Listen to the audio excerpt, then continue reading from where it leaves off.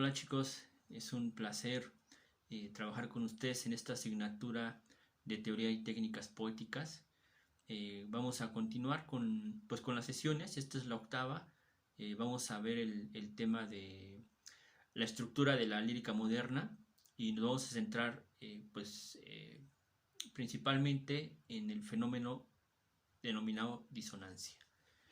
La poesía moderna se le llama así aquella poesía que se empieza a escribir aproximadamente a mitad del siglo XIX, sobre todo a partir de la segunda mitad del siglo XIX. Y hay dos obras inaugurales que van a abrir el camino de este nuevo paradigma de la poesía moderna y de una nueva sensibilidad. Son los poetas Charles Baudelaire con Las flores del mal y Walt Whitman con Hojas de hierba.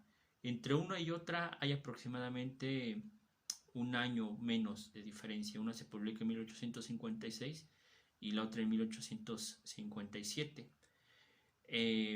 Y bueno, ambas obras marcan un camino que va a tener una continuidad con otros autores y que va a repercutir sobremanera pues, en la poesía de lengua española, la poesía iberoamericana e hispanoamericana.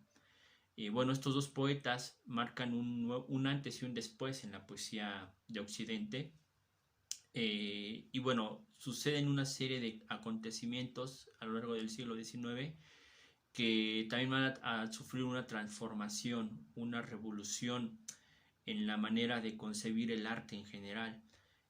Pensemos pues todo el tipo de a finales del siglo XIX, por ejemplo el puntillismo, que voy a hacer alguna referencia en la última sesión de esta asignatura cuando vemos el collage, pero bueno, centrémonos en este tema de la poesía moderna. Pues marcan dos líneas. Por ejemplo, Whitman es un referente y un camino que va a dar línea a la poesía conversacional, a la poesía confesional. Por ejemplo, Ernesto Cardenal lo asume como una referencia. En el caso de Baudelaire, geográficamente tiene más repercusión en México, por ejemplo, en Perú. Y bueno, hay autores que manejan esta línea de continuidad. Y bueno, es curioso que la poesía moderna tenga estas dos líneas, estas dos caras, podremos decir el águila y sol o cruz y cara. Y es curioso porque esta curiosidad tiene que ver con la manera en la que se concibe la metáfora. Ahí está la clave de la repercusión de la poesía moderna.